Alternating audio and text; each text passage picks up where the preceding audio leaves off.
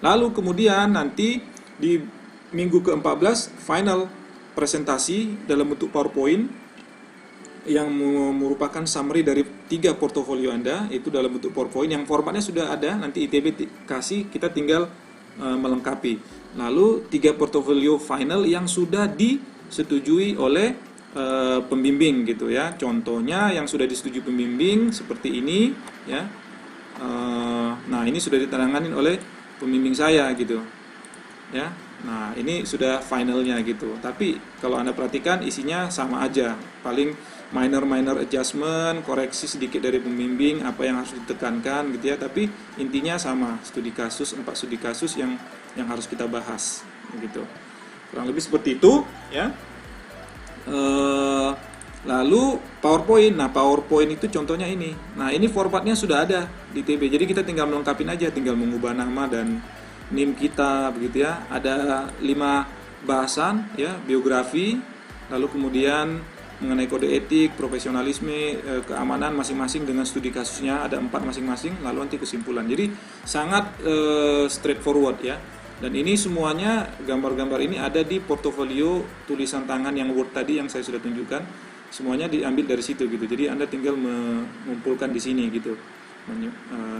Untuk modal untuk seminar gitu. Jadi nanti Anda pada minggu ke-16 ketika seminar, inilah PowerPoint inilah yang Anda bawakan untuk Anda presentasikan. Ada penguji, ada pembimbing, nanti akan ada diskusi dan tanya jawab.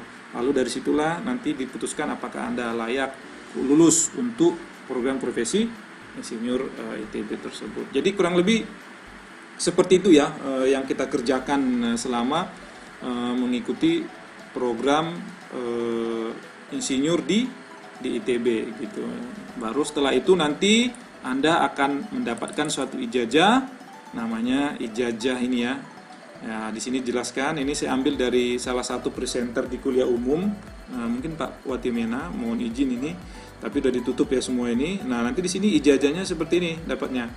Oleh sebab itu kepadanya diberikan gelar profesi insinyur atau IR ya, gitu, pada tanggal sekian oleh ITB. Jadi kita dapat sertifikat ini dan kita berhak memakai gelar insinyur tersebut ya seumur hidup gitu ya. Karena kita sudah mengikuti. Jadi ini gelar akademik sebenarnya, gelar akademik dari ITB. Oke, tapi itu dibutuhkan nanti untuk melaksanakan kompetensi insinyur, sertifikasi insinyur gitu ya. Kita butuh ini gitu. Oke. Tapi mengenai itu nanti akan saya bahas di video yang berbeda. Baik, teman-teman, saya kira itu yang kita lakukan di ITB atau di kampus-kampus lain kurang lebih sama mengenai program profesi insinyur gitu. Jadi nggak sulit, nggak complicated lah ya, tapi straightforward. Kita benar-benar dibimbing ya, dan tiap mahasiswa itu ada pembimbingnya. Jadi kalau ada masalah, ada yang ditanyakan, bisa kontak langsung ke pembimbingnya gitu. Jadi Anda tidak akan dibiarkan tinggal sendirian dalam kebingungan, tidak. Anda pasti akan disertai begitu. Belum lagi teman-teman yang mengikuti program profesi yang sama seperti Anda ini juga bisa saling membantu gitu ya. Jadi saya pikir tidak sulit dan pasti bisa lulus semuanya. Kira-kira begitu buat teman-teman yang mau mengambil profesi insinyur ya. Semoga sukses dimanapun Anda berada. Nantikan video saya berikutnya. Ciao.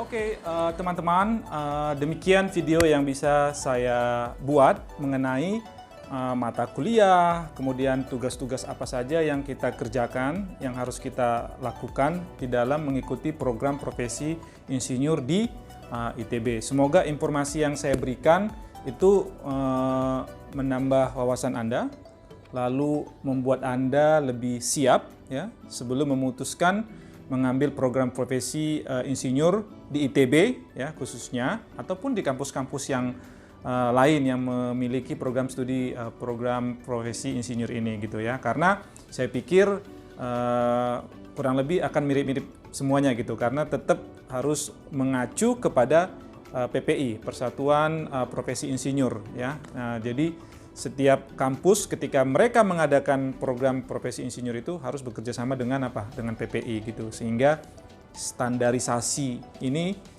ada gitu, semuanya sama gitu. Jangan sampai berbeda antara kampus yang lain dengan ITB misalnya begitu ya.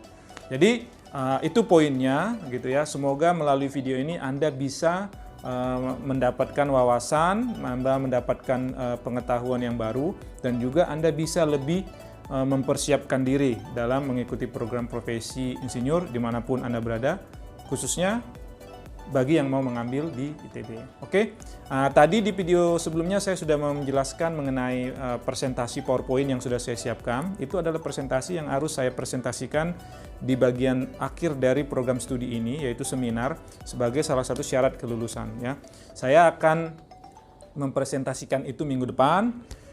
Semoga saya bisa bikin videonya, saya akan bikin laporannya supaya Anda juga bisa lihat bagaimana prosesnya gitu ya. Tapi overall semuanya itu sangat straightforward ya, jadi tertuntun, kita tinggal mengikuti aja flow-nya gitu. Jadi nggak ada yang complicated lah ya, dan saya yakin kita semua pasti bisa lulus tepat waktu ketika mengikuti program profesi insinyur tersebut selama 1 semester. Oke, berikutnya saya kepingin membahas sebenarnya kenapa sih kita harus mengambil program profesi ini, kira-kira perlu nggak? Nah, itu pertanyaan yang sering ditanyakan oleh alumni-alumni teknik ya, yang sudah menamatkan pendidikannya gitu. Perlu nggak dia mengambil program profesi ini?